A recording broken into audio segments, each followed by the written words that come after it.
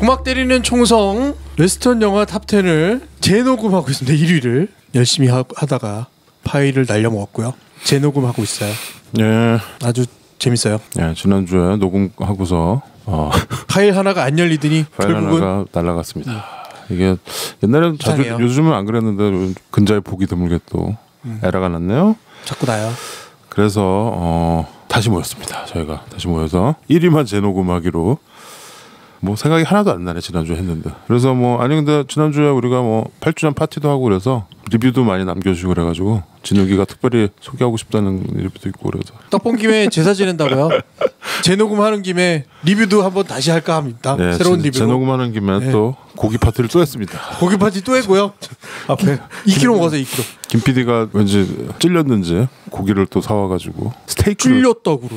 스테이크를 해주는. 아니 지금 지난주 2kg 이번 주 2kg 하면 4kg면 각자 1kg씩 먹은 거예요.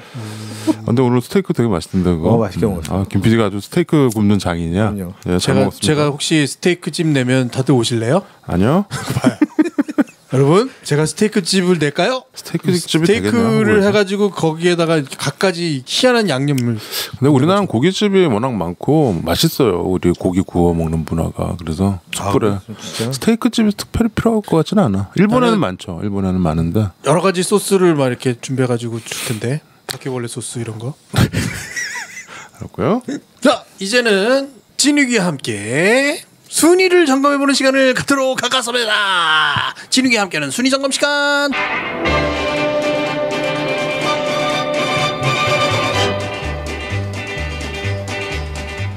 고막 때리는 총성 웨스턴 영화 순위 소개를 시작하도록 하겠습니다. 총알 열방 쏩니다. 10위부터 소개해드릴게요.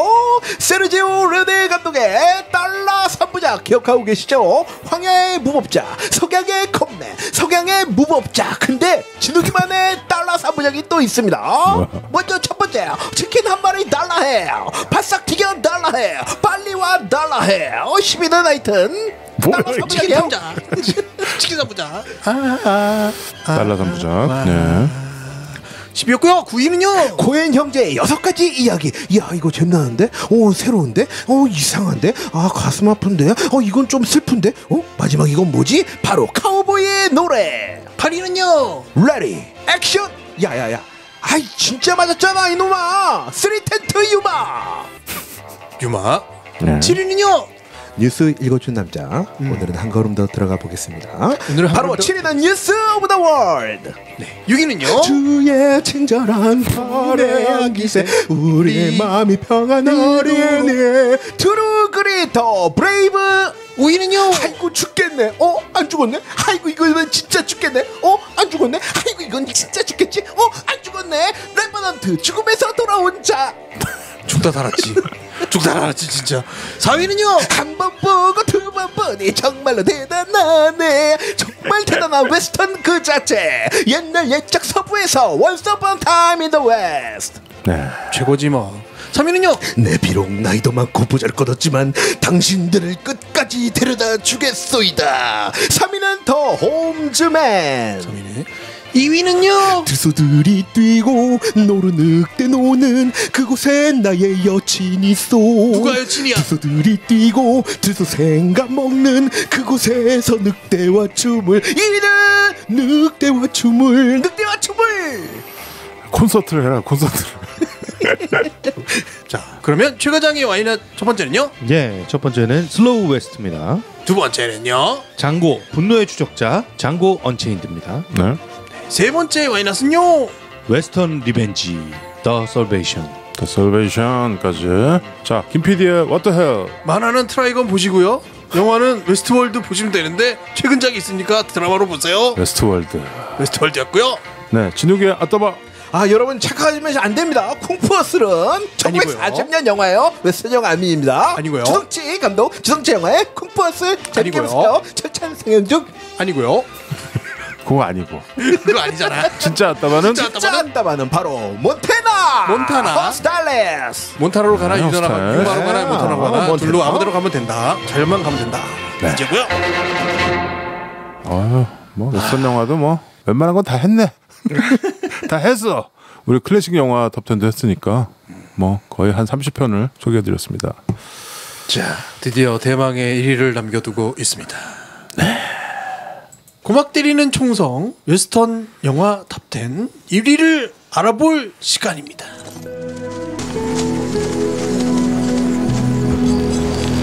Gotta get used to my bed. This ain't gonna be like no home. It ain't the only thing I'm gonna be missing, I tell you. 1위 영화를 진욱이가 소개하도록 하죠. 1위는요.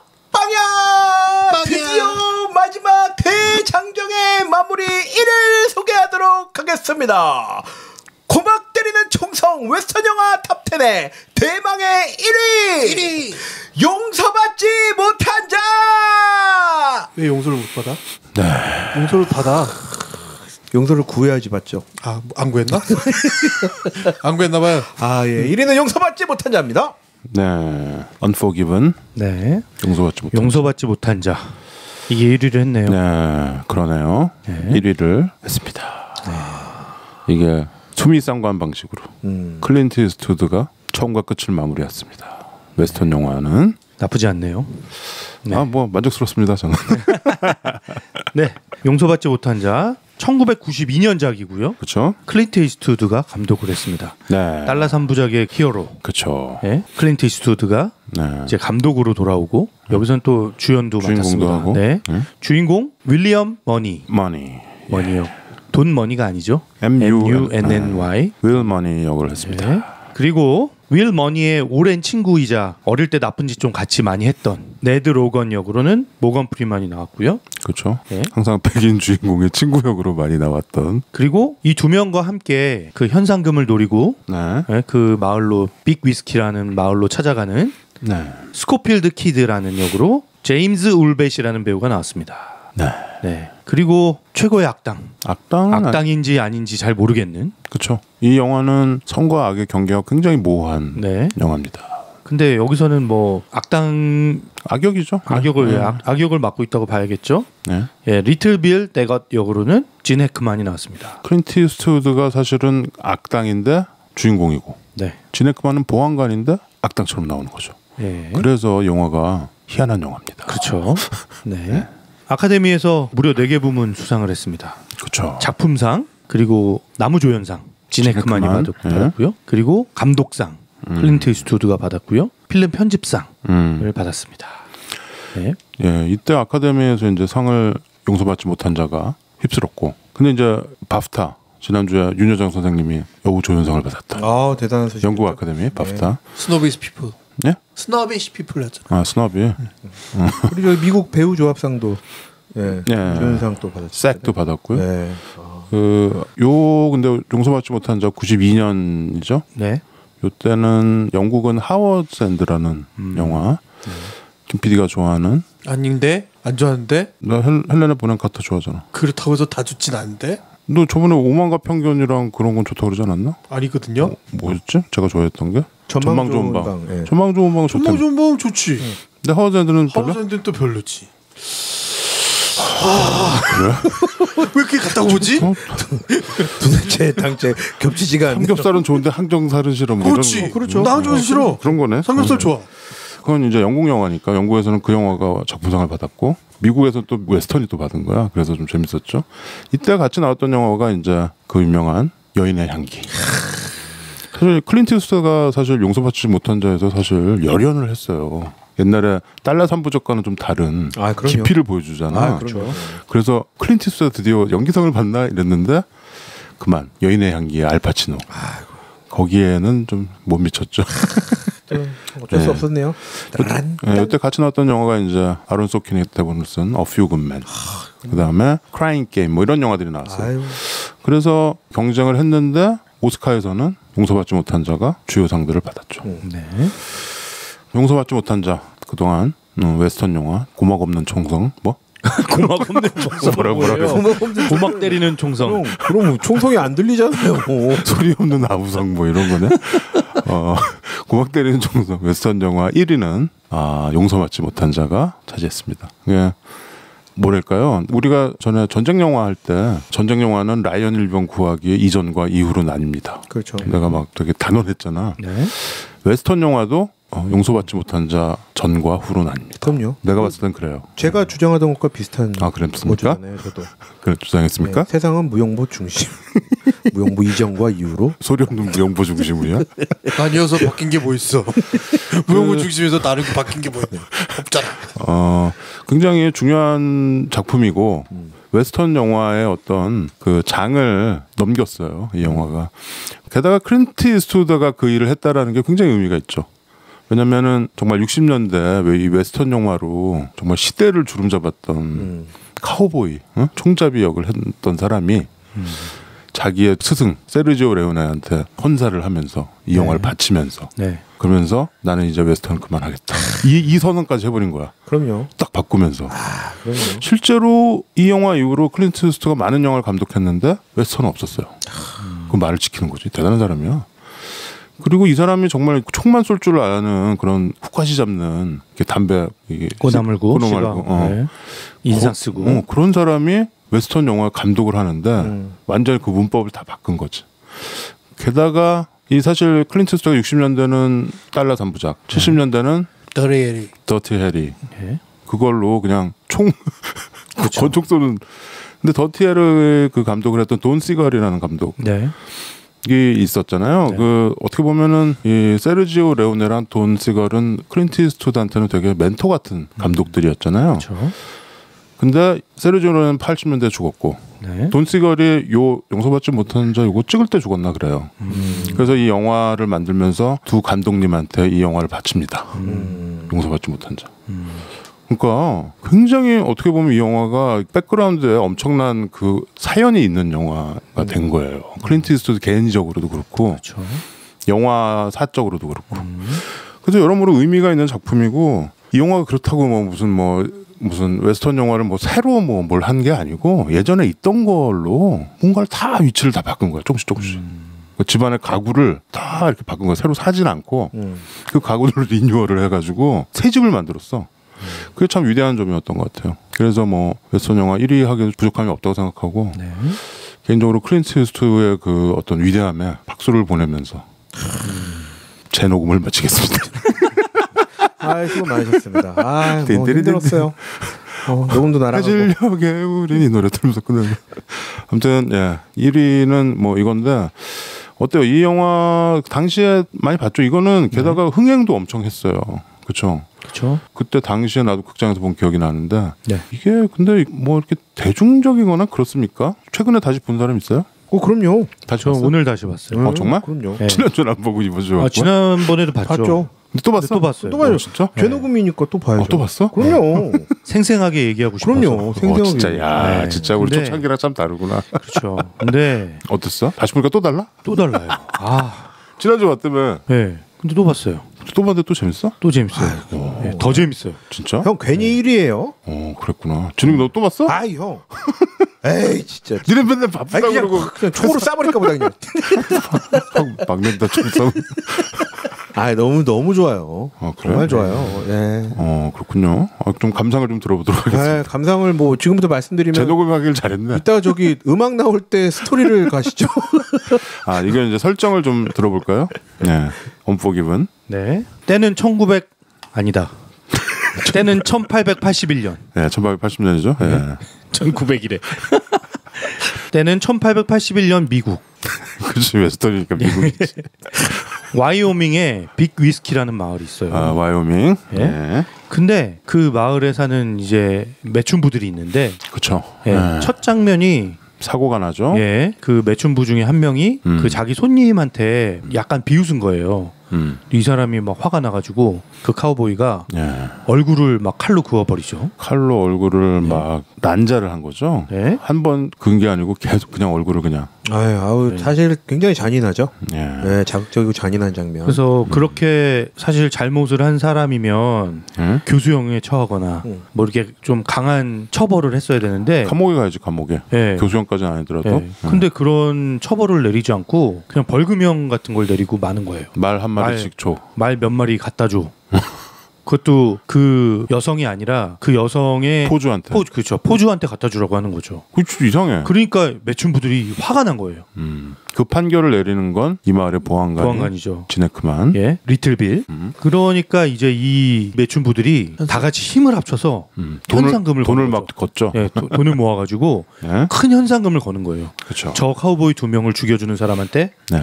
이 현상금을 주겠다. 그리고 막 손님들한테 그런 소문을 막 퍼뜨리는 거죠. 그렇죠. 예? 그런데 이제 이 보안관인 리틀빌은 이런 매춘부들의 움직임에 굉장히 막 예민하게 반응하죠. 못마땅하죠. 예. 니들이 뭔데 이렇게 되는 예. 거예요.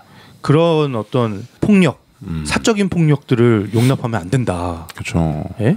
이 사람이 보안관이지만 사실은 굉장히 그 철권 통치를 하고 있는 거죠. 그렇죠. 지가 왕이야. 그냥. 예. 예. 왕처럼 진짜 행동하고 있어요. 그래서 제가 이번에 다시 보면서 느껴지는 게 지금 딱 얘기한 그 부분이 또 느껴지더라고요. 그러니까 왕처럼 군림하는 곳에 온갖 킬러들이 오는 거 아니에요. 그렇지. 그러니까 자신도 이 자리를 지킬 수 있을지에 대한 불안감이 있는 거죠. 같이. 그러니까 어쨌든 자기의 이 세계를 누군가 건드리는 게 그렇죠. 너무 싫은 거예요. 그렇죠. 영역에. 그런데 이미 소문은 다 나버렸어요. 다 났어. 예, 사방팔방. 진짜 여기서 발 없는 말이 천리 같습니다. 예. 리처드 해리스 나오잖아요. 참. 아까 우리 배우 소개할 때 소개를 안 했나요? 네, 리처드 해리스. 예. 아일랜드가 자랑하는 네. 위대한 배우죠. 리처드 해리스, 덤블도어 교수님. 네. 그래서 이제 멀리 캔자스주에서 한 젊은이 스코필드 키드라는 이 젊은이가 윌리엄 먼이라는 전설적인 악당을 찾아갑니다. 그 전설적인 악당이 바로 클린트 이스트우드죠. 그렇죠. 근데 이 사람은 전 악당이에요. 전 악당. 그렇죠. 예. 옛날에는 뭐 엄청난 술고래에다가 잔인하기로 그냥, 유명한. 예. 그냥 뭐 애나 여자나 할 것 없이 다 싸죽이고. 다 싸죽이고 기분 나쁘면 그냥 다 싸죽이는 그런 사람이었던 거죠. 잔인한 사람이었는데. 예. 근데 아내를 잘 만나서. 네, 여자를 만나서. 네. 개과천선하는. 예. 네. 그래서 완전히 새 사람이 돼서 농부가 돼서 살고 있는 거예요. 그렇죠. 술도 끊고. 예. 처음에 이렇게 돼지 잡는 씬이 네. 돼지를 이렇게. 근데 쫓아가는. 이제 그 아내가 몇 년 전에 죽었죠. 그렇죠. 근데도 이제 한번 착해진 이 사람이 아내를 계속 생각하면서 아이들을 키우면서 잘 살고 있는 거예요. 잘 살지는 않는 것 같아요. 예. 그렇죠. 가난하게 살고 되게 있는 거죠. 가난하게 살죠. 왜냐면 네. 농사를 지어본 적이 없어. 킬러니까. 근데 애들 둘을 데리고 근근히 살고 있는 거야. 근데 거기에 이제 이 꼬마애가 찾아오는 거지. 네. 근데 이제 처음에는 거절하죠. 가서 같이 카우보이들을 죽이고 현상금을 타자라는 그 제안을 거절합니다. 네. 근데 이제 마음을 바꾸게 되는 게 너무 살기가 힘들고 이 아이들을 먹여 살리려면 돈이 필요하니까 그래서 그 길을 떠나기로 마음을 먹죠. 그래서 가는 길에 자기가 옛날에 악당 짓을 한참 할 때 같이 파트너. 네, 파트너였던 네드 로건을 찾아갑니다. 네. 네드 로건이 바로 로건 프리먼이죠. 그래서 이 세 명이 같이 길을 떠나게 됩니다. 그렇죠. 먼 길을 와이오밍의 빅 위스키까지 떠나게 됩니다. 한편 그 빅 위스키 그 마을에서는 그 소문을 듣고 킬러들이 찾아오기 시작하는 그렇죠. 거예요. 그렇죠. 아까 그 네. 리처드 해리스가 네. 여기서 잉글리시 밥. 밥. 네, 영국밥. 근데 영국밥. 그 잉글리시 밥이 그 사람도 유명한 총잡인데 아 그럼요. 찾아왔는데 이 리틀빌한테 걸려가지고 네. 된통 혼나고 지네크만한테 예. 완전히 이렇게 얼굴이 그냥 X 창이 나가지고 쫓겨나죠. 네. 네. 나는 리처드 해리스가 뭐 대단한 걸 할 줄 알았어. 클린트 이스트우드 한판 붙고. 근데 영화 초반에 그냥 쫓겨나. 아주 그냥 굴욕적으로 쫓겨나요. 그렇죠. 굴욕적으로. 그리고 그 상황을 지네크만이 너무 잘 활용했어요. 나 아직 건재하다. 내가 굳이 주먹 총 안 쓰고 군림하고 있었잖아요. 근데 잉글리시 밥이 허풍쟁이란 걸 알고 있었거든. 그러니까 더 세게 나오고 모든 사람들이 보는 앞에서 완전히 두들겨 패죠. 그렇죠. 네, 그리고 나니까 자신의 위상은 더 올라가고. 그렇죠. 근데 이 잉글리시 밥이랑 같이 온 작가가 한 명 있어. 그렇죠. 네. 어떻게 보면 여기서 이제 관찰자. 예. 얘는 카우보이 소설 같은 거를 쓰는 네, 그래서 이제 소설가인데 신문사나 출판사에 기고를 해가지고 네. 그걸로 먹고 사는 정말 작가야. 네. 근데 잉글리시 밥을 따라다니면서 글을 그렇죠. 이 사람은 강한 사람만 따라다녀요. 그렇죠. 그러면서 글을 강한 쓰고. 사람에 대한 이야기가 돈이 되니까 그렇죠. 잉글리시 밥에게 이제 매료돼서 그렇죠. 잉글리시 밥을 따라왔는데 잉글리시 밥이 그렇게 맛이 가는 걸 보고 바로 리틀빌한테 들러붙습니다. 그렇지. 저 사람이 진짜 세구나. 예, 저 사람이 세구나. 무림의 최강자는 저 네. 사람이야. 이러면서. 네, 보샹이라는 작가죠. 보샹. 보시. 네. 어쨌든 이제 이 잉글리시 밥은 굴욕적으로 쫓겨나고 그때 이제 머니와 로건, 스코필드 이 3명의 일당이 빅 위스키에 도착을 하게 됩니다. 그렇죠. 네. 그리고 현상금을 내걸었던 그 매춘부들과 접촉하게 되고 그런데 또 이제 이 보안관 일당 리틀빌 일당과 한판의 결투를 벌이게 되는 거죠. 그렇죠. 그러면서 이제 이야기는 마지막으로 흘러가게 됩니다. 네. 자, Unforgiven. 이게 근데 앞에 더가 없죠. 그냥 Unforgiven이죠. 네. 영어 제목이. 사실 이때 90년대 초에 그 메탈리카의 명반 그 네 번째 앨범이 나왔잖아요. 엔터 샌맨이는 네. 그 앨범 2장짜리. 거기에 The Unforgiven이라는 곡이 있었어.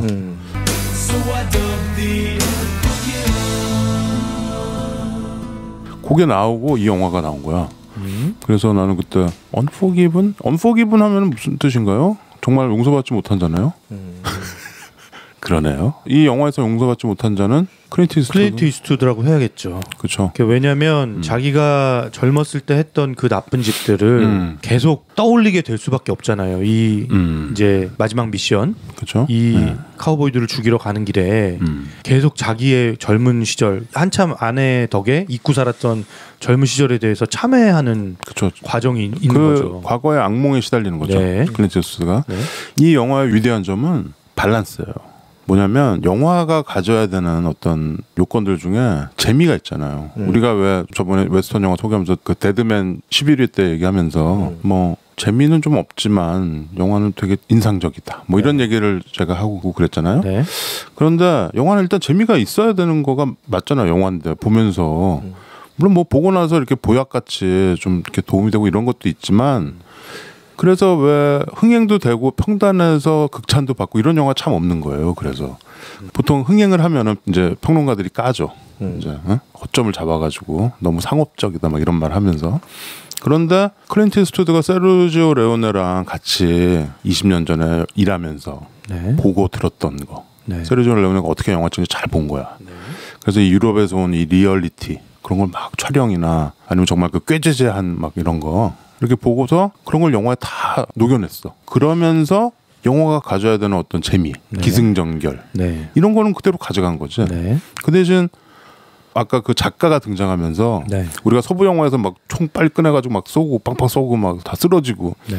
이런 거를 이제는 안 한 거야. 리얼리티를 살리면서 네. 여기서 뭐 둘이 이렇게 마주 서가지고 대결하고 이런 거 안 나오잖아. 그렇죠. 여기서는 심지어 지네크만이 그런 얘기하잖아요. 작가한테. 정말 그런 상황이 되면 네. 다들 총도 잘 못 꺼낸다. 네. 막 오줌 싸고 네. 막 그런다. 네. 그러면서 자기 뭐 발 쏘고 그렇죠. 총을 꺼내가지고 겨누지도 못한다. 이러지. 네. 그런데 정말 이 영화 끝에 클라이막스에도 보면 네. 그런 거 그대로 나와요. 그렇죠. 나오죠. 그리고 뭐 정정당당하게 서로 마주서 하나둘 타고 총 뽑고 이런 게 아니고 그런 게 아니죠. 그냥 냉혹한 현실만 있을 뿐인 거야. 그런 거를 그 재미와 이런 걸 다 녹여낸 거야 이 영화에. 네. 그래서 이 영화가 위대해진 겁니다. 그 사실주의와 재미, 헐리우드의 어떤 문법을 따르면서 그런 걸 차용한 엄청난 밸런스를 이룬 거예요. 내가 봤을 땐 클린트 이스트우드가 7, 80년대 영화들 자기가 감독하고 하면서 계속 구상을 했던 것 같아요. 그러다가 이제 돈 시걸도 죽고 때가 됐다. 그리고 무엇보다 저는 다시 보면서 느껴지는 게 정말 총을 쏴서 사람을 죽인다라는 것이 그렇죠. 그게 너무 기존의 웨스턴들에서는 너무 쉽게 그려졌잖아요. 근데 그게 엄청나게 죄책감을 일으키는 일이고 그렇죠. 쉬운 일이 아니고 그리고 또 그게 엄청난 결과를 가져오는 일이라는 거를 이 영화에서 계속 얘기하고 있는 것 같아요. 그럼요. 그렇죠. 자기가 과거에 예. 그 했던 거에 막 너무 시달리죠. 이 사람이. 예. 이 사람은 정말 냉혹한 사람인데도 불구하고 예. 왜 전쟁 끝나고 나면 예. 이 트라우마 치료하고 그러잖아요. 이게 전쟁인데도 예. 거기서 사람을 상하게 하고 죽였다라는 그 죄책감에 평생 시달리는 거잖아요. 네. 그리고 그 네드라고 모건 프리만 같은 경우도 그렇죠. 젊었을 때는 그렇게 같이 나쁜 짓을 하던 사람인데 여기서 사람을 이제 죽여야 될 순간이 오니까 못하지. 네, 총을 못 쏘잖아요. 네. 못 쏩니다. 예, 그리고 디어 헌터 그 상황이 되는 네. 거죠. 그렇죠. 그리고 또 패기만만했던 스코필드 키드라는 얘도 막상 사람을 5명 죽여봤다라고 막 허풍을 떨지만 그렇죠. 사실은 처음 이제 딱 사람을 죽이고 나서 자기는 다시는 총을 쏘지 않겠다, 사람 죽이지 않겠다, 예. 막 울잖아요. 그렇죠. 예. 그 이런 어떤 진짜 사람을 이렇게 쏜다라는 게 어떤 의미인지에 대해서 너무나 리얼하게 보여주는. 맞습니다. 그래서 이 영화 이전과 이후로 나뉜다고 네. 그런 것 같아요. 저는 이번에 이 용서받지 못한 자를 보면서 네? 권총으로 총을 맞는 느낌이 아니고 이 권총 이걸로 뒤통수를 그냥 얻어맞는 느낌이어서 총알이 없어서 권총이 뒷궁으로 그냥 손잡이로? 네, 손잡이로 완전 세게 그냥 완전 얻어맞았는데 왜 그러냐면 이 용서받지 못한 자가 나오기 전까지 이전과 이후로 아닌다는 그 얘기처럼 정말 세상의 모든 사람들은 웨스턴 영화를 우리가 세르지오 레오네 감독의 그 화려하고 정말 멋진 이 총 액션과 정말 막 말 타는 그런 멋진 그런 장면들 그런 걸로만 익숙하게 너무나 오랫동안 봐왔을 거 아니에요. 그런데 이 영화를 보니까 정말 앞서 말씀드린 대로 특히 마지막에 나오는 그 총 액션 씬은 정말 제가 순간 매트릭스에서 이렇게 액션이 천천히 둥둥둥둥둥 이건 것처럼 총을 쏴야 되는데 왜 이렇게 느리지? 혹은 왜 이렇게 누가 맞을지 누가 저러다가 어떻게 되는 거야 지금 약간 정적이 흐르는 것처럼. 근데 사실 그 사람들은 다 당황하고 다급해하거든요. 그리고 클린트 이스트우드라고 되게 정조준에서 막 멋들어지게 쏘는 게 아니에요.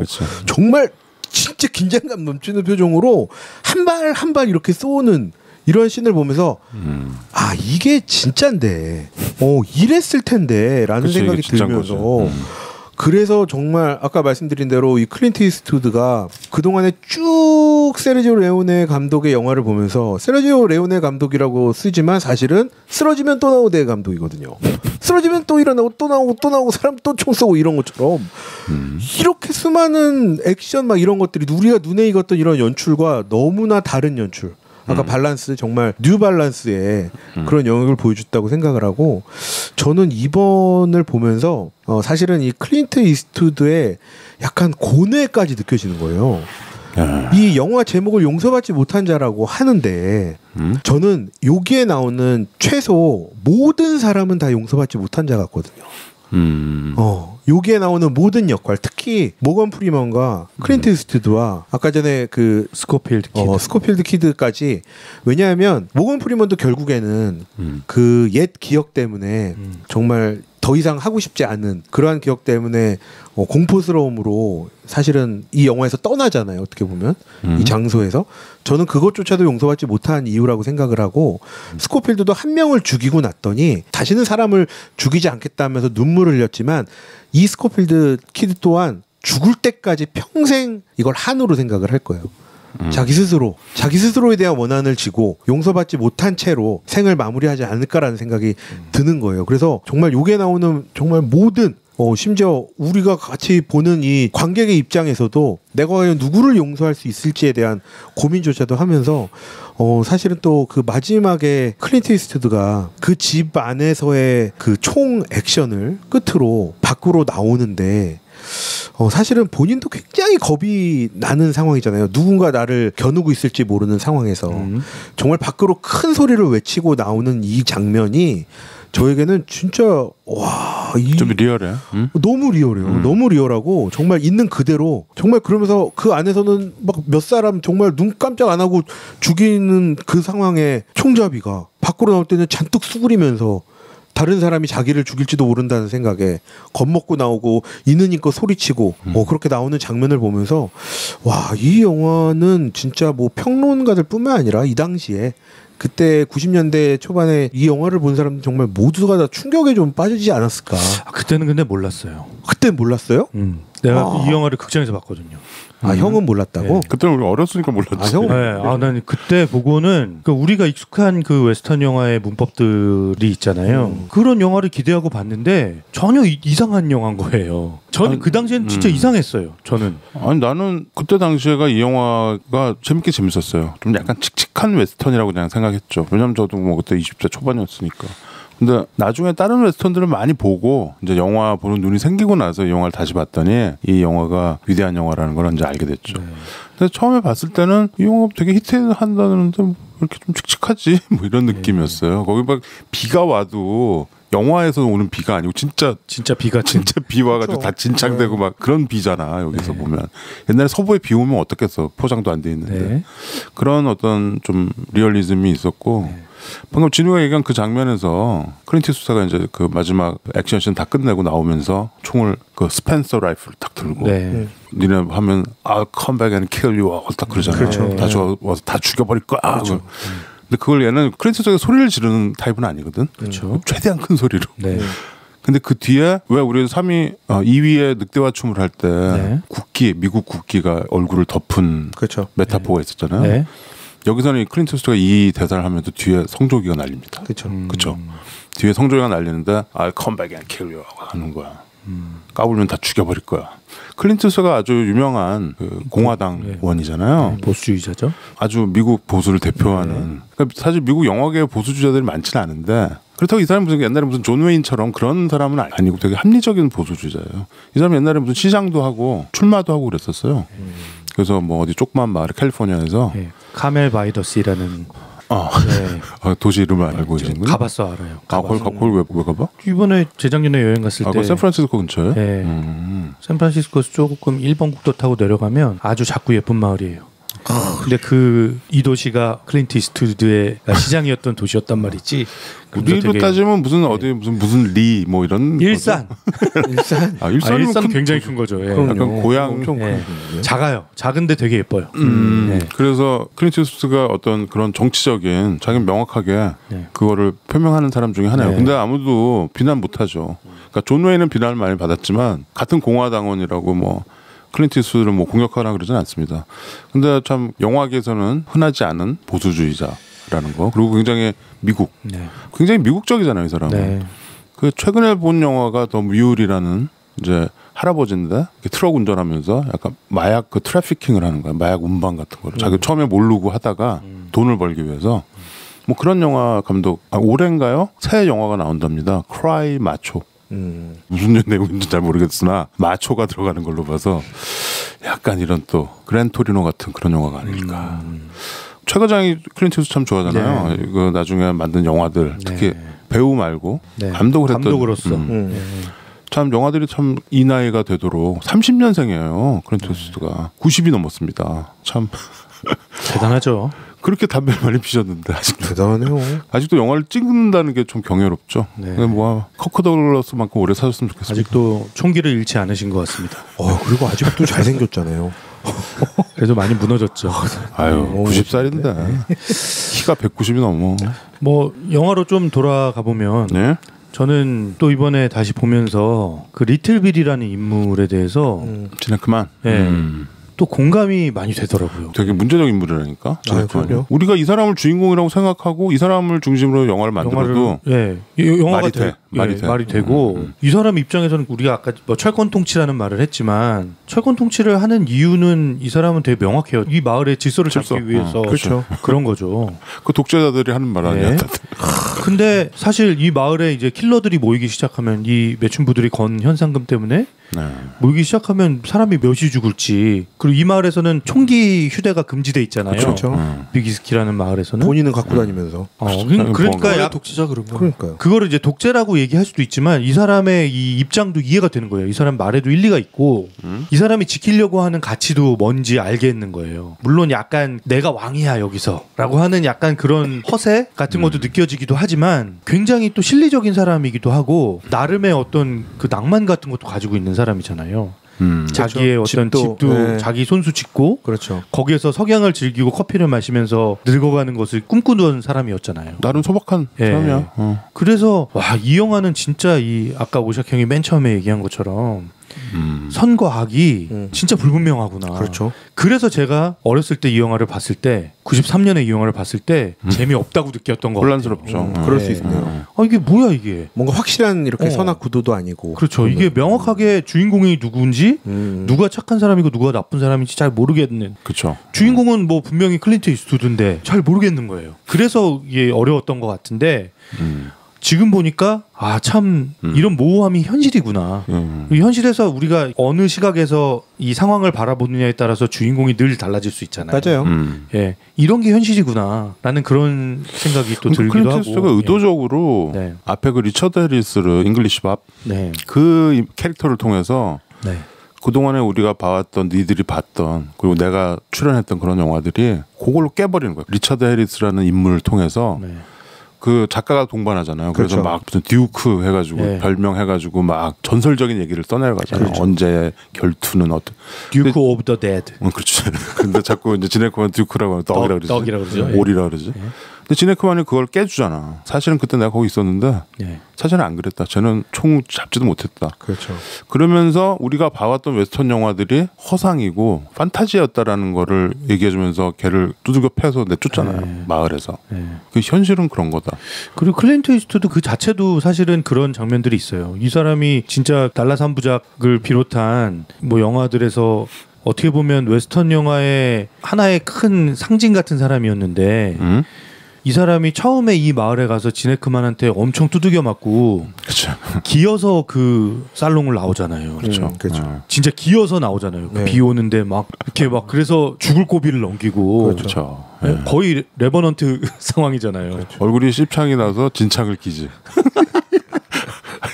죄송합니다. 네? 이런 험한 말을.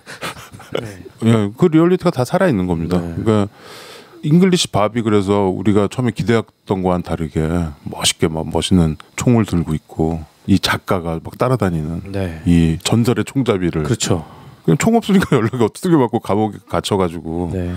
거기서 왜 그 텐션이 나오는 씬이 있잖아요. 감옥에서 보안관 사무실에서 그렇죠. 예. 총을 딱 잡아야 되는데 겁쟁이라서 그 총을 못 잡는 거예요. 그렇죠. 예. 그걸로 보여주는 거잖아요. 우리가 이게 전형적인 웨스턴 영화였으면 거기서 이제 빠바바방 막 이렇게 네. 총을 쐈겠죠. 근데 현실은 아니다. 네. 그거를 이제 역설을 하는 거죠. 네. 클린트 할아버지께서. 네. 리처드 해리스는 아까도 내가 아일랜드가 자랑하는 배우라고 했는데 얼마 전에 재미있는 기사가 있어가지고 봤어요. 그 아이리시 타임스에서 아일랜드 거기서 뽑았어요. 아일랜드를 빛낸 위대한 배우 뭐 50명인가 쫙 리스트가 있더라고. 재밌어서 봤는데 리처드 해리스가 3등이야. 오우 그래요? 여러분들 아이리시 배우 생각나는 사람 있어요? 있죠. 저기 아버지의 이름으로 해. 다니엘 데이루이스. 아 그렇죠. 오 진욱이가 예리하네. 그래요? 1위? 다니엘 데이루이스는 보통 다들 영국 사람이라고 알고 있잖아요.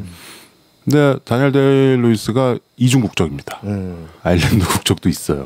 대부분 그냥 영국 배우라고 하는데 진욱이 어떻게 알았네? 아 그럼요. 다니엘 데이루이스가 2위예요. 아 이게 그러면은 1위는 그네. 저기 데미지 제레미 아이언. 제레미 아이언스. 제레미아스는 영국 사람이고 영국이에요? 네. 1위는 다들 모를 거예요. 모린 오하라라고 옛날 흑백 시대 여자 배우 있어요. 그다음에 재밌는 게 리암 리슨이 나는 상위에 있을 줄 알았더니 리암 리슨 7위고 네. 오 되게 뒤에 있네요. 5위가 콜린 페럴이에요. 콜린 페럴이 아이리시 배우잖아요. 근데 리암 리슨보다 더 높은 순위에 있더라고. 콜린 페럴이 또 외국에서 또 인기가 많아요.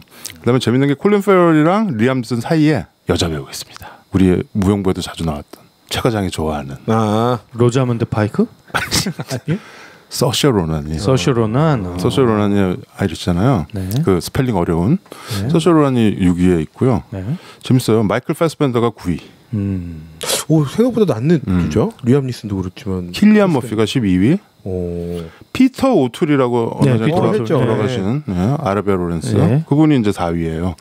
그 아일랜드 출신 배우들이 참 많습니다. 그렇게 쭉 있다가 도널 글리슨. 그러니까 21인가 있고요. 네. 가브리엘 번이 18위. 네. 뭐 이렇게 쭉 있습니다. 피어스 브로스넌이 15위. 네, 뭐 이렇게 있습니다. 그 아이리스 배우였어요? 예. 저기 미국 배우인데. 그렇죠. 우리는 다 그냥 미국 사람이라고 생각하는데 거기도 이제 굉장히 다르죠. 우리가 이 좁은 나라에서도 너 경상도 출신이냐 전라도 출신이냐 이거 가리는데 아일랜드랑 영국은 엄청 한국이랑 일본 정도 차이 나는 거죠. 그 민족도 다르고. 아무튼 리처드 해리스는 빌보드 1위 곡 가수이기도 해요. 그 메가 더 파크라는 노래 있거든요 옛날에. 메가더 공원이면 인천 자유공원인데. 그 메가 더 파크라는 노래를 옛날에 60년대 불러가지고 빌보드 1위도 했어요. 그리고 뭐 해리포터에서 처음 나왔을 때 덤블도어 교수님 하다가 돌아가셔가지고 바뀌었잖아요. 리처드 해리스가 그러니까 해리포터 찍고 2000년대 초에 돌아가셨어요. 아무튼 뭐 아일랜드 한때는 되게 못 살았는데 지금은 EU 국가들 중에서 제일 잘 사는 나라 중에 하나가 됐죠. 기네스 팔았어요? 기네스 팔았어. 그 유투가 돈을 많이 벌었나? 영국이 브렉시트 할 때 거기는 아주 그냥 녹아났잖아요. 아무튼 용서받지 못한 자는 뭐 1위를 하는 거에 대해서 저번 주에도 그랬지만 이의가 없는 것 같습니다. 아 저거는 1위 위에 한 순위가 한 계단이 더 있었으면 좋겠어요. 특일. 네.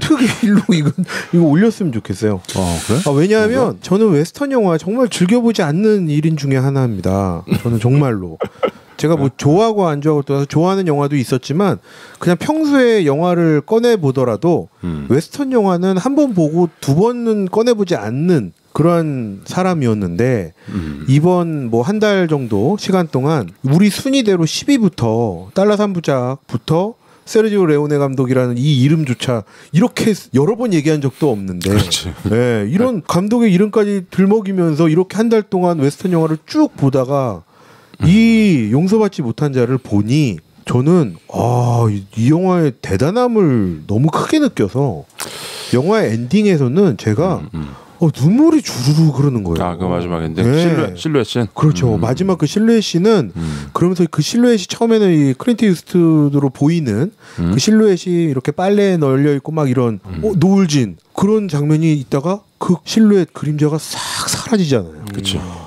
와, 근데 여기에서 이 제가 와 이게 무슨 공허함인지 모르겠어요. 에피소드가 끝났다라는 공허함 아니야? 그 공허함의 속 시원함? 왠지 좋은 시절이 나와야 될 것 같고. 근데 아마 용서받지 못한 자를 먼저 봤으면 이런 느낌을 못 받았을 것 같아요. 그래서 제가 자신 있게 정말 핏대 올리면서 말씀드리는 이유 중에 하나예요.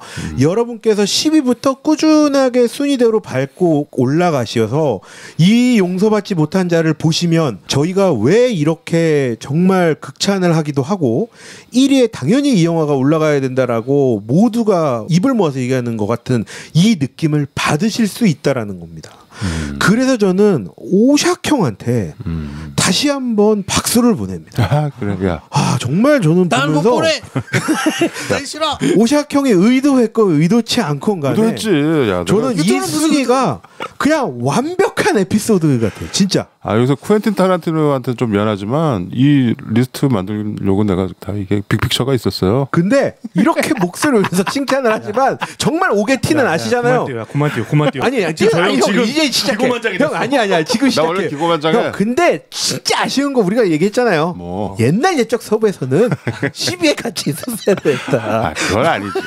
근데 이 순위대로 가야 옛날 옛적 서부에서를 다시 한번 최근에 보게 되면서 1위로 넘어오게 되더라고요. 그렇지. 네, 그래서 정말 이 영화의 대단함도 그리고 느낄 수 있고 위대함도 느낄 수 있고 또 하나 정말 마지막에 내가 왜 눈물이 나지라는 그 의문이 드는 그 느낌 자체를 여러분들도 느끼실 수 있을 겁니다. 그러니까 순서대로 봐라. 예, 그렇지, 순서대로 봐야죠. 네, 순서를 봐야 됩니다. 그래야지 이 영화가 왜 기존의 웨스턴 영화에 대한 반성인지가 그럼요. 다 느껴져요. 수정 웨스턴. 야. 왜 이 영화가 이렇게 영화사에서 정말 찬탄을 받는 작품이 됐구나. 맞아요. 그걸 알 수 있는 게 기존에 우리가 그 밑자락을 쫙 깔고 봐야 그냥.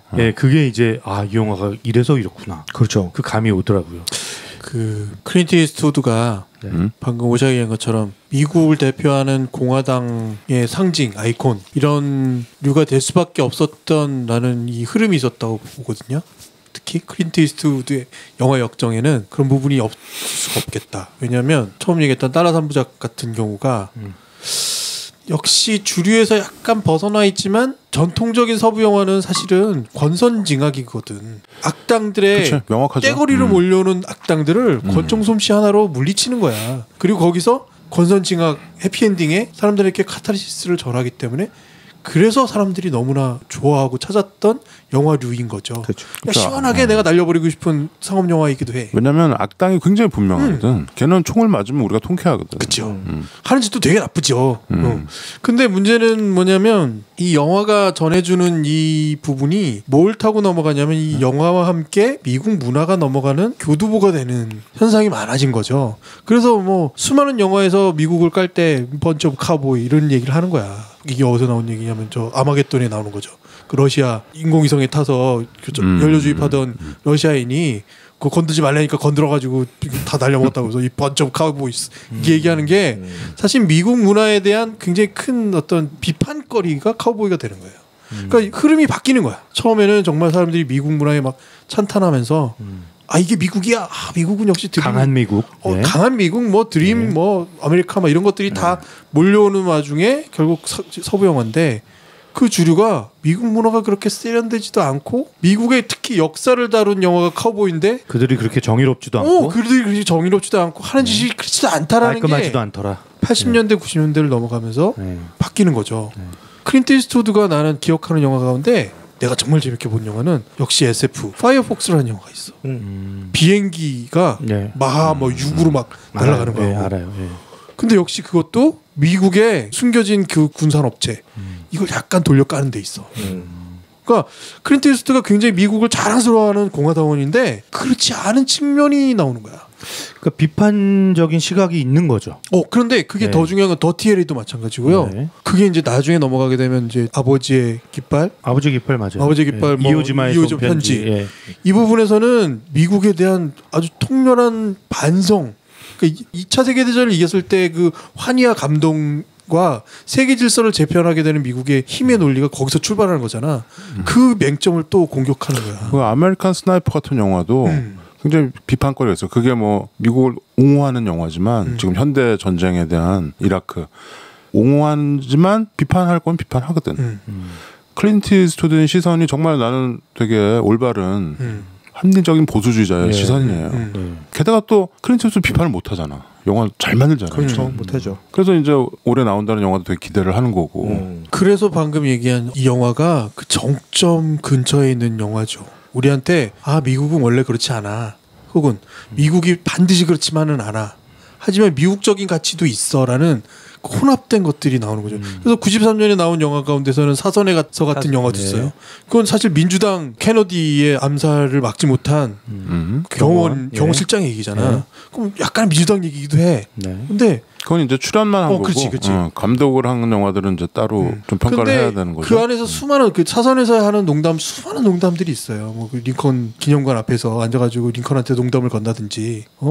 클린트 이스트우드는 자기 인생과 영화를 통해서 미국을 정말 깊이 연구하고 사회 현상을 정말 깊이 드러내고 사람들이 처음에 자기가 막 그 흔히 말하는 마카로니 웨스턴 미국의 주류로부터 벗어나서 했었던 그 영화들을 어떻게 보면 좀 앙심을 좀 품고 마지막에는 봐라 이러는 게 좀 있는 것 같아.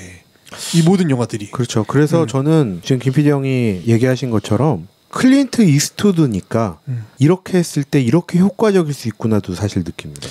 그리고 이런 얘기를 풀어나가는 것도 클린트 이스트우드였어야 됐다. 저는 사실 그것도 좀 같이 좀 느껴지는 그런 영화였고 영화로 좀 사실 좀 돌아가자면 저는 아까도 말씀드렸지만 엔딩 파트에서의 그 흐르는 눈물은 정말 여러분들이 꼭 굳이 눈물까지 안 흘리셔도 됩니다. 저는 뭐 워낙 눈물이 나는 잘했으니까. 장면은 아닌데. 근데 저는 눈물이 나더라고요. 그냥 고즈넉하게 끝나는. 그래서 제가 만일 옆에 형들이 있었다면 그 얘기 했을 거예요. 형 담배 한 개 피워봐요. 그랬을 텐데. 여운이 있어요. 저는 담배를 못하지만 담배 좀 줘봐요. 이렇게 물고 싶을 정도로. 그게 코엔 형제의 그 트루그릿이 이 용서받지 못한 자 엔딩 씬을 약간 오마주한 거라고 생각하지 않아요? 실루엣으로 이렇게 언덕에 이렇게 가는. 아닌가 오반가? 그런 장면은 너무 많아. 아니 근데 웨스턴 영화에서 하는 거가 좀 오마주인 것 같기도 해요. 네, 잘하셨어요. 네. 내 생각입니다. 그리고 클린트 이스트우드가 영화 음악 하시는 거. 이 끝에 나오는 음악이 클린트 이스트가 만든 음악이에요. 네, 끝에 그 메인 테마가 느릿느릿 치는 기타 소리가 나오거든요. 그렇죠. 그게 바로 클린트 이스트우드가 직접 만든 음악이고. 그렇죠. 본인이 연주도 했다고. 아주 유명한 재즈 애호가고 재즈를 너무 사랑해서 음악에 많이. 그래서 그 어둠 속에 벨이 울릴 때가 플레이 미스티 폼이란 미스티라는 재즈 음악 그거를 제목으로 썼잖아요. 첫 감독 데뷔작을. 그리고 음악을 워낙 좋아해서 자기가 만든 영화에 많이 합니다. 그 메디슨 카운티 다이리 뭐 이런 데도 나오고. 그리고 아들 카일 이스트우드라고 재즈 매니아들은 아실 거예요. 유명한 베이스 연주자입니다. 콘트라베이스 연주자, 재즈 베이스. 잘 키웠네요. 어렸을 때 재즈를 얼마나 들었으면 애가 커가지고. 근데 애가 엄청 많대요. 그렇다고 클린트 이스트우드가 공화당원다워. 애가 엄청 많대요. 여러 아내로부터 많은 아이를 낳았더라고요. 90년 살았으니까 많겠죠. 뭐야 뭐 그러니까 사선에서의 그 재즈 피아노 연주도 직접 하잖아. 거기서 피아노도 치죠. 그리고 이제 이 용서받지 못한 자는 어떻게 보면은 제일 마지막으로 작품상을 받은 웨스턴 영화가 됐습니다. 이 이후로는 웨스턴 영화가 작품상을 받은 적이 없어요. 역사상 세 개가 받았죠. 그 시마론이가 그게 30년대 때 있었고 우리 리스트에 있는 그렇죠. 늑대와 춤을 네. 이게 이제 용서받지 못한 자 2년 전에 작품상을 받았고 그다음에 요게 받고 그다음에 이제 웨스턴 영화는 작품상과는 거리가 올해 이제 그 노매드랜드가 받으면 이게 이제 네오 웨스턴이잖아요. 노매드랜드 물론 이게 총싸움이 나오는 건 아니지만 이것도 이제 일종의 웨스턴 영화로 평가받거든요. 이거 중국 출신 여자 감독이 만지만 웨스턴이라고 볼 수도 있습니다. 이거를 웨스턴이라고 분류를 해줄래나 모르겠네. 아무튼 마지막으로 작품상을 받은 용서받지 못한 자가 무용보 리스트에서도 1위를 했네요. 클린트 이스트우드의 이 영화 처음 봤을 때는 술이 저렇게 무섭구나 그 생각을 했어요. 사실 술에 취해서 항상 나쁜 짓을 했던 것 같고 그래서 정말 술을 마시니까 사람이 저렇게 돌변하는구나. 그 해바라기에서 비슷이 모티브를 가졌잖아. 꼭 이렇게만 가져가야 그 술을 끄는 애가 술을 딱 마시고 여기도 클린트 이스트우드가 술 마시고 이제 사고를 치죠. 그렇죠. 그러니까 사실은 최 과장이 얘기한 것처럼 이 영화를 처음 봤을 때는 그냥 이거 알중 영화구나 이렇게 난 처음에 봤거든. 뭐야? 약간 알코올이 이렇게 무섭구나. 평생을 나쁜 짓을 술 때문에 하다가 개과천선해도 술 마시면 다시 나빠지는구나. 사실 그 정도로. 그럼 저기 모건 프리먼도 손떨림 증상이 왔어. 그렇지. 못 쓰고요. 그렇지. 그러니까 이게 사람의 능력 가운데 술 마시고 변하는 것도 큰 능력이구나, 막 이런 거.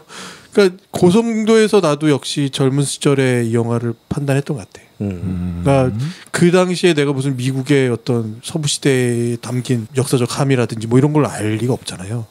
근데 세상을 조금 이렇게 거쳐서 생각해 보니까 또 변해가는 세계 국제 정세를 조금씩 살아보니까 결국 포장되어 있는 것일수록 어떻게 보면 전설에 나오는 설화에 나오는 건성징악에 대한 이야기가 아주 근세에 나와 있는 설화 같은 거야. 그냥 웨스턴 무비의 처음에 우리가 얘기했던 건성징악적인 모습은 총 잘 쏘는 정말 막 용감한 뭐 이런 우리가 얘기하자면 무슨 용을 쳐다보러가는 기사에 그런 설화 같은 얘기들인 거죠. 신화.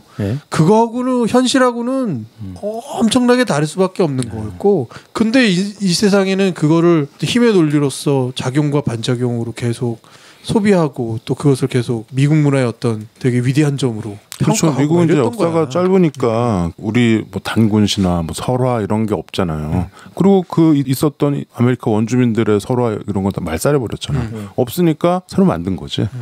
그러니까 기껏 해봤자 그 현상수배 뭐 제시 제임스 이런 거가 그냥 전설이 되고 신화가 되는 거죠. 영화 속에 뭐 어떻게 보면은 여러 그 대사들 중에 그리고 우리가 달러 3부작에서 봤던 그 어떤 장면들보다 클린트 이스트우드의 대사가 많잖아요. 그렇죠. 이 영화에서. 그래서 연기력이 일취월장했다라는 부분도 좀 느낄 수 있지만 클린트 이스트우드는 이거 찍을 때 환갑이 넘었네. 정말 연기를 자기 스타일로 하는 사람 아닌가요? 근데 옛날에는 좀 연기를 잘하는 느낌은 없죠. 옛날에는 좀 약간 그 무시당했었죠. 약간 키아누 리브스였지 뭐 70년대. 같은 연기밖에 못한다. 그런 난 적어도 두드러 맞고 막 이런 연기는 잘했다고 봐. 근데 더티엘 때도 막 맞는 연기 있잖아요. 그리고 이렇게 활짝 웃고 이런 게 별로 없죠. 항상 비슷한 표정으로. 그래서 살짝 미소만 그리고 그래서 살짝 미소만 지어도 멋있어요, 사실. 그렇죠? 더 밝게 보이기도 하고. 근데 저는 이 영화에서 좀 기억에 남는 대사 중에 하나는 이 스코필드 키드한테 이 죽음에 대해서 얘기하는 부분이 있잖아요. 그렇죠. 죽음이란 그게 굉장히 그렇죠. 중요한 대사죠. 죽음이란 그런 거다. 그 사람의 모든 것과 그 사람의 미래를 없애는 거다라는 얘기를 하거든요. 그래서 어떻게 보면은 그 대사를 통해서 정말 다시 한번 자기 반성에 이러한 내용까지 좀 같이 전달되는 게 고스란히 느껴져서 저는 영화를 보면서도 오히려 더 후반부 혹은 엔딩의 장면이 더 좀 기억에 많이 남기도 하고, 그래서 정말 이 영화를 보면서 반성 혹은 수정 웨스턴이라고 불리는 그 이유도 좀 다시 한번 느끼게 되면서 제가 그 아따바에서 얘기했던 몬테나도 수정 웨스턴이었더라고요. 그래서 역시 웨스턴 영화를 보는 저의 시각도 좀 달라졌다라는. 나 몬테나 봤어요. 괜찮죠. 재밌더라고요. 괜찮아요. 재밌게 봤어요. 재밌었어? 로자먼드 파이크 나왔어요. 잘 보셨어요. 그래서 봤구만. 잘 보셨어요. 그것도 리뷰 저널리스트예요? 수정주의. 네, 수정주의예요. 알겠습니다. 보도록 하겠습니다. 내가 아따바 영화를 찾아보게 생겼고 웨스트월드는 좀 보기가 좀 두렵던데. 웨스트월드도 한번 구해서 다시 한번 봐야 되겠네요. 옛날에 나 진짜 어렸을 때 본 것 같아. 거기 진짜 얼굴은 그대로인데 이렇게 선을 쭉 그어갖고 갑자기 뚝 떨어지면 기가 확 보이는. 그 장면이 너무 인상적으로 생각이 나죠. 그게 터미네이터 장면은 뭐냐면 한쪽은 이렇게 기계가 드러나 있고 그러니까. 터미네이터처럼 그렇죠. 그렇게 가지고 그러니까 약간 터미네이터가 베꼈다는. 마이클 크라이튼이 이 사람 진짜 천재인 것 같아. 그렇죠. 근데 역시 천재는 요절하는 것 같고 마이클 크라이튼이 저는 보니까 키가 2m. 되게 거기서 진짜 주라기 공원이야. 아무튼 마이클 크라이튼 얘기까지 한 거 보니까 우리가 이제 끝내야 될 때가 됐군요. 오늘 제노급인데 뭐 지난주 했던 얘기를 또 한 건가? 완전히 다른 얘기한 것 같은데. 그렇죠. 다른 얘기를 했죠 또. 아무튼 이렇게 해서 고막 때리는 총성 웨스턴 영화 톱10도 마감을 해야겠습니다. 오늘 드디어. 오늘 녹음 잘 되고 있나요? 잘 되고 있겠죠. 나는 끝나봐야 아는 거고. 죽어 너. 하나 더. 그러니까 우리가 일단 저 웨스턴 영화는 마감하기로 하고요. 어쨌거나 지금 아카데미가 다가오고도 있고 그렇잖아요. 윤정수 선생님 지금 어떻게 될지 이것도 막 관심사고요. 네. 앞으로의 우리 무용보의 여정은 또 어디로 갈까요? 살짝만 얘기하죠. 일단 다음 주에 우리가 무용보 초대석 무무초 무용보 무모한 초대석 준비를 하고 있죠. 무작정 초대석. 무작정 초대석이죠.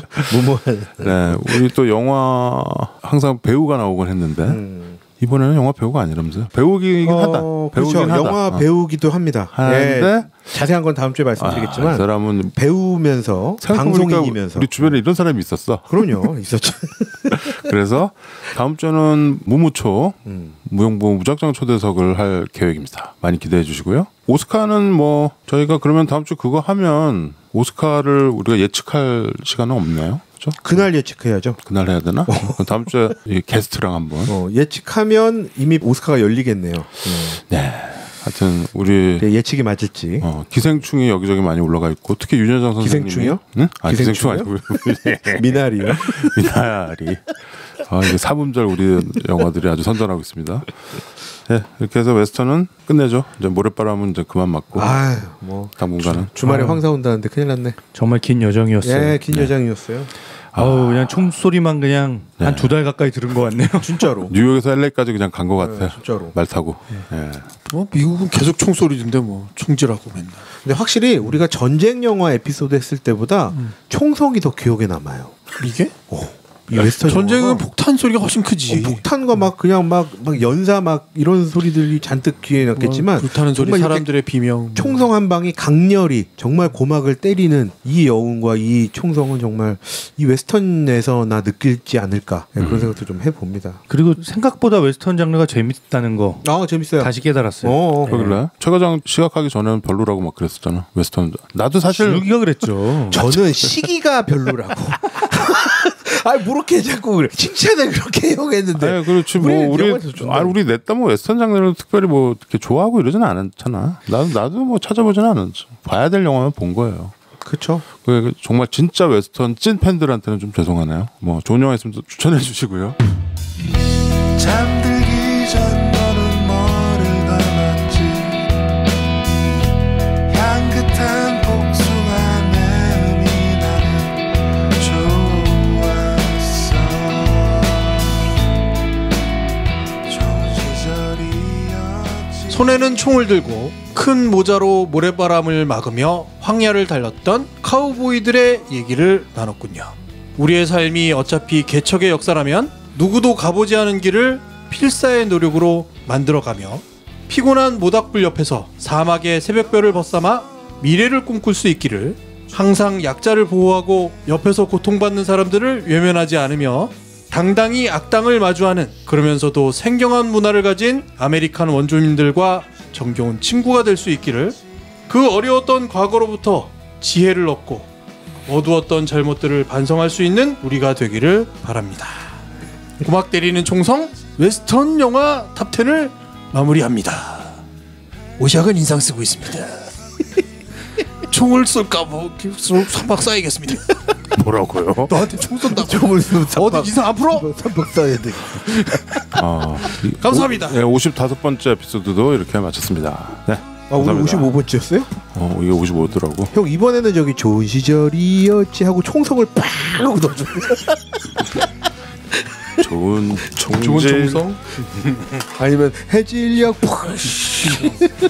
거의 클로징 멘트가 거의 한 문장이야. 그렇지. 만연체니까. 한 문장으로 쓰는 거 이거 일필휘지인 사람만 가능한 거야.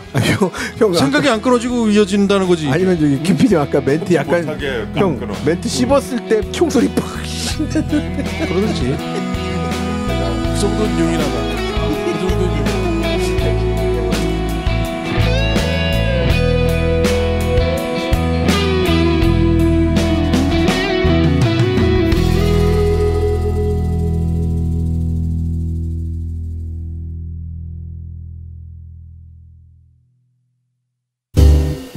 막무가내의 신체 공격 영화 리스트업.